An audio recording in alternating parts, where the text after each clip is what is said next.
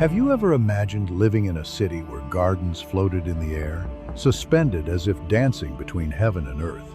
Have you ever thought about inhabiting a metropolis where the color purple was more valuable than gold? Or walking atop a wall so wide that 10 chariots could ride side by side? The cities mentioned in the Bible are not just forgotten names in an ancient text.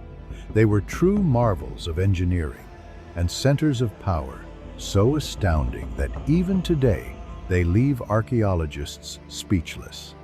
If you think you know these cities, prepare to be amazed.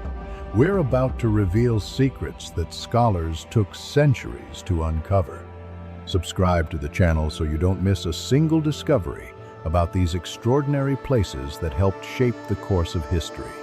The greatest cities of the Bible that even experts find shocking. Jericho, the oldest city in the world and the stage of one of the most enigmatic episodes in history, the collapse of its mighty walls. Imagine living in a city that already existed when much of humanity was still dwelling in caves. That was Jericho, considered the oldest continuously inhabited city on Earth. Archaeologists are astounded as they uncover layer upon layer of civilizations dating back an astonishing 9,000 years before Christ. While many peoples were still leading a nomadic life, Jericho already boasted structured houses, organized streets, and even a sophisticated defense system. But what truly puzzles historians to this day is the famous collapse of its walls. Have you ever stopped to wonder how it could be possible for a simple group of people marching and blowing trumpets to bring down such massive walls? For a long time, archaeologists viewed this story with skepticism. However, recent discoveries have changed that perception. It was revealed that Jericho is located directly atop a seismic fault line. And even more astonishing, archaeological evidence confirms that the walls indeed collapsed outward, exactly as described in the biblical account. What few people know is that Jericho was a true oasis in the midst of the desert. Its strategic location near the Jordan River and essential trade routes made it a kind of gateway to the Promised Land. Moreover, Jericho was nourished by such a generous freshwater spring that it became known as the City of Palms. Imagine a sea of green right in the middle of the Judean desert, a nearly impossible sight. Continuing our journey, we arrive at Hebron, a city that holds beneath its soil some of the most sacred chapters of biblical history. Did you know the tomb of the patriarchs is there? It is where Abraham, Isaac, and Jacob rest alongside their wives, as if a true treasure of faith were buried under the ground. Archaeologists are left in awe by what they find in Hebron, especially when they encounter the massive wall of Herod, a monumental construction made with perfectly carved stones, some weighing over 8 tons, fitted together so precisely that not even a blade can pass between them. The technique used was so advanced that even today engineers wonder how such a structure could have been built without modern machinery. But perhaps the most surprising fact about Hebron is this: it was King David's first capital. Before conquering Jerusalem, David ruled Israel for 7.5 years from this very city. Imagine the streets once walked by Abraham and Sarah, later becoming home to the palace of Israel's greatest king. Archaeological excavations reveal that Hebron was, since ancient times, a prosperous agricultural and commercial hub, especially famous for its juicy grapes and other fruits that supplied the entire region. The city's importance is so significant that even today it is considered sacred by 3 major religions. And there's a profound reason for this. It was in Hebron that Abraham purchased the cave of Machpelah, the first piece of land officially acquired in the Promised Land, to bury his wife Sarah. That act was not just a gesture of mourning, but a powerful symbol of the beginning of the fulfillment of God's promise that his descendants would inherit that land. When we turn our eyes to Susa, we are transported into the splendor of the Persian Empire. This city, where the story of Queen Esther unfolds, was so opulent that its palaces featured marble and gold columns with floors that sparkled like mosaics made of precious stones. The ruins reveal that the royal palace of Susa was so vast it exceeded the size of 10 modern football fields, a true architectural colossus reflecting the empire's grandeur. But what truly fascinates historians is the fact that Susa, one of the capitals of the most powerful empire of its time, became the stage for one of the most dramatic turnarounds in the Bible. It was there that Esther, a young Jewish orphan, became queen, and with courage and wisdom saved her people from a genocide planned by the wicked Haman.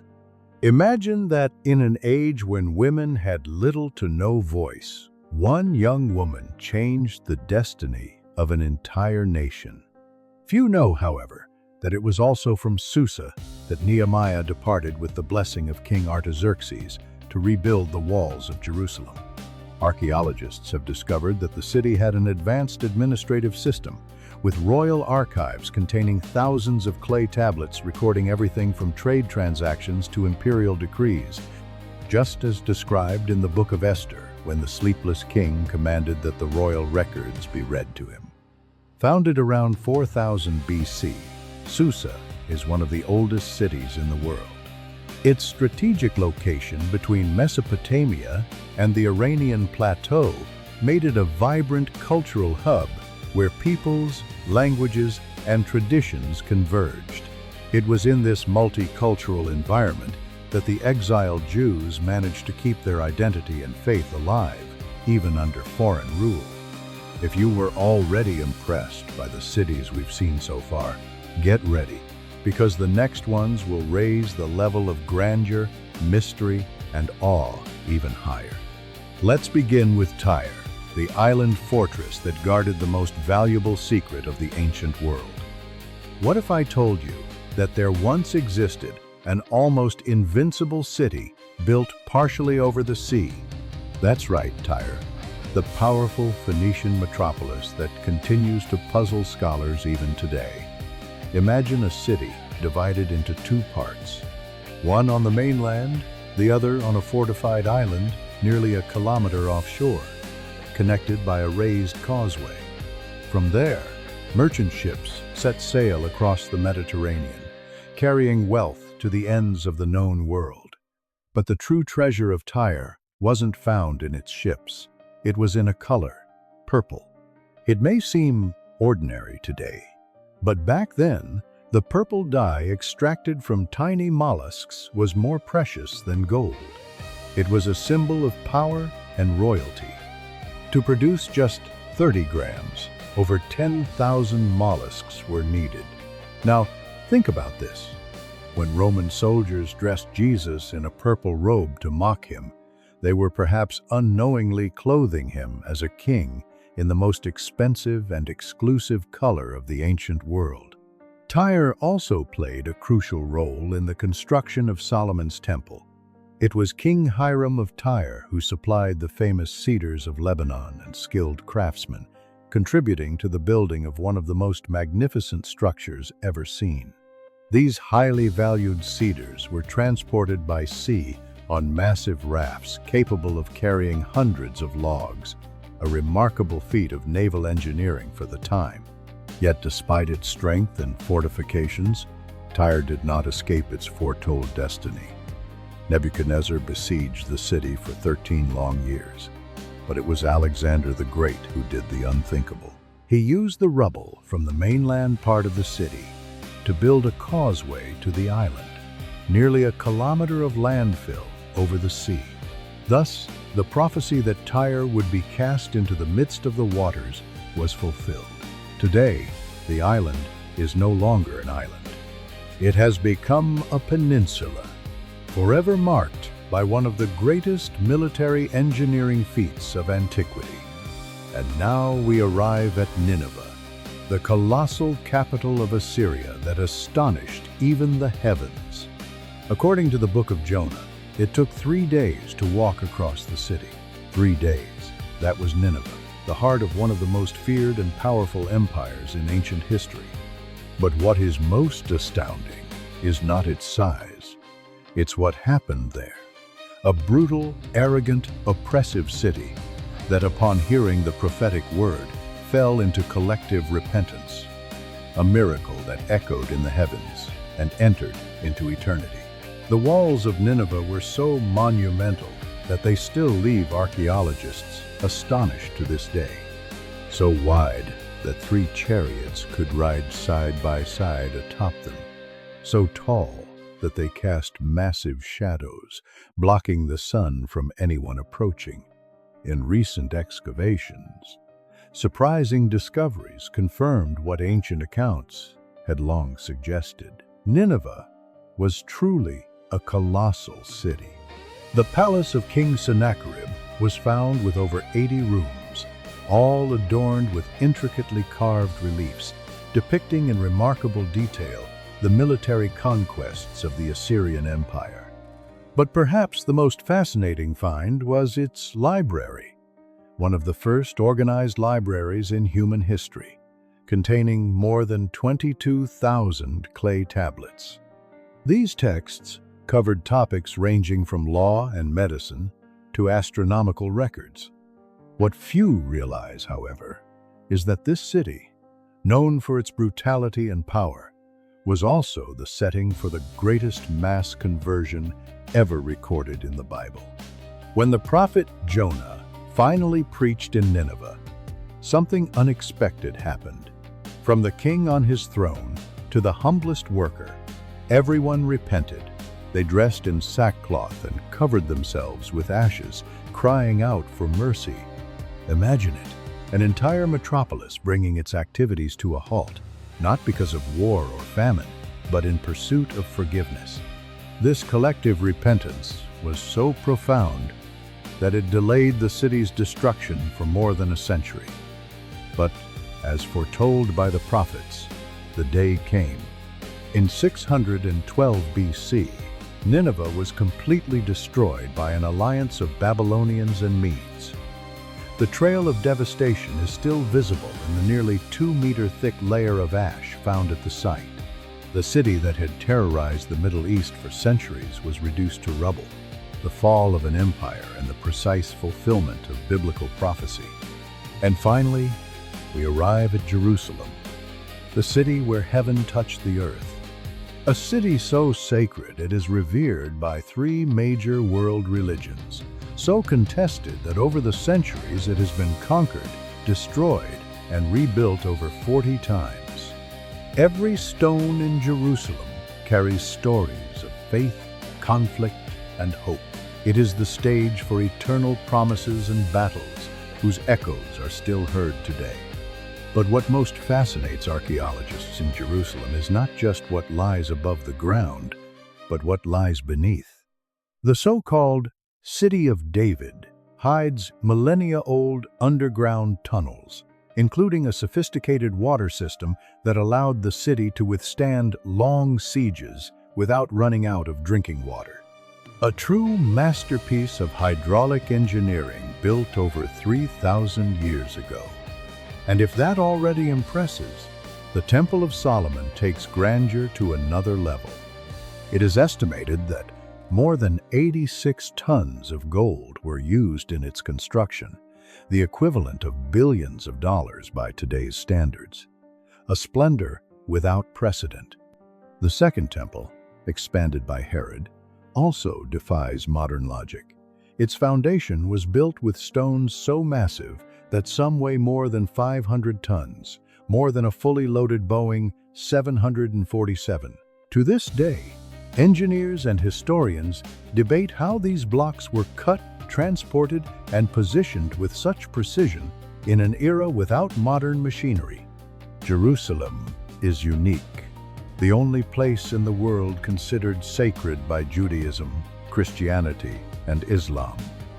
For Jews, it is the mount where Abraham nearly sacrificed Isaac and where the Holy Temple once stood. For Christians, it is the place of the crucifixion and resurrection of Jesus. For Muslims, it is the site of the Prophet Muhammad's ascension to heaven. This spiritual convergence makes Jerusalem a true point of contact between heaven and earth, a place where the divine and the human intersect in history. And the archaeological evidence only strengthens what the sacred texts recount. Hezekiah's tunnel, dug to secure water during the Assyrian siege. The pool of Siloam, where Jesus healed a man born blind. These are real structures found beneath modern Jerusalem streets, connecting faith and history in astonishing ways. It was in this city that Jesus fulfilled ancient prophecies, was crucified, and rose on the third day. Roman historians like Flavius Josephus recorded the events with remarkable accuracy, reinforcing the historical credibility of stories that would forever change the world. But pay close attention. The next cities we're about to explore are even more astonishing. They hold secrets and details that will leave you in awe at the precision and depth of the biblical narrative. Alexandria, the city of light, where knowledge and faith met. Imagine a city so meticulously designed that its streets formed a perfect chessboard. Avenues so wide that dozens of chariots could ride side by side in harmony. That was Alexandria, the dream of Alexander the Great brought to life. It is said that Alexander himself outlined the city's plan with his own hands, using flour to mark the lines on the ground. A simple gesture, yet it gave birth to one of the most iconic cities of the ancient world. But what truly leaves scholars speechless is the Library of Alexandria, the Google of antiquity. With over 700,000 papyrus scrolls, this temple of knowledge housed virtually all the wisdom of the ancient world: science, philosophy, astronomy, medicine, poetry. Nothing escaped its silent, wisdom-filled halls. And it was within this intellectual cradle that one of the most significant events in the history of faith took place. The translation of the Septuagint, the first version of the Hebrew Bible translated into Greek. This translation allowed the scriptures to spread throughout the Mediterranean world, becoming accessible to the Jews of the diaspora and later to the early Christians. It was a milestone that paved the way for the expansion of biblical thought into the Greco-Roman world. And how could we talk about Alexandria without mentioning its legendary lighthouse? The Lighthouse of Alexandria, one of the 7 wonders of the ancient world, was a breathtaking feat of engineering. Standing 140 meters tall, the equivalent of a 40-story building, it projected light using polished mirrors that could be seen from over 50 kilometers away, guiding ships with a technology that defied the logic of its time. It was more than a nautical guide. It was a symbol of the power, innovation, and enlightenment that Alexandria represented. In the New Testament, Alexandria appears indirectly as the hometown of Apollos, an eloquent preacher who played a significant role in the spread of the gospel. But what few know is that Alexandria was home to the largest Jewish community outside of Palestine. This cultural bridge was essential for the emerging Christianity, which needed to transition from the Hebrew world to the Greco-Roman universe. Alexandria wasn't just a city. It was a beacon, both literally and symbolically, for humanity. A place where intellect and faith walked side by side, influencing generations and shaping Western thought. Babylon, the city that dared to challenge the heavens with technology far ahead of its time. The grandeur of this metropolis still amazes modern archaeologists and engineers today. Can you imagine a city with walls that reached 90 meters high, equivalent to a 30-story building, and were so wide that chariot races were held atop them? That was Babylon. And among its marvels stood the dazzling Ishtar Gate, now reconstructed in museums around the world, covered in brilliant blue glazed tiles that shone like sapphires under the Mesopotamian sun. The Bible first mentions Babylon in the story of the Tower of Babel, where humanity attempted to reach the heavens, and there God confused their languages. But it was under the reign of Nebuchadnezzar II that Babylon reached its peak, becoming one of the most impressive cities of antiquity. He was the one who conquered Jerusalem in 586 BC, leading thousands of Jews into exile, one of the most painful and transformative moments in biblical history. And then come the Hanging Gardens of Babylon, considered one of the 7 wonders of the ancient world. According to tradition, they were built by Nebuchadnezzar as a gift to his wife, who missed the lush green mountains of her homeland. Picture this: an artificial hill covered in lush vegetation, with elevated terraces and hydraulic systems so advanced they defied the engineering logic of the time. During the Babylonian exile, the Jews faced the enormous challenge of keeping their faith alive while far from their land. It was during this period that the synagogue system emerged, and many sacred texts were compiled and preserved. Faith, once centered around the temple, became rooted in the scriptures, a profound transformation that would later pave the way for the rise of Christianity.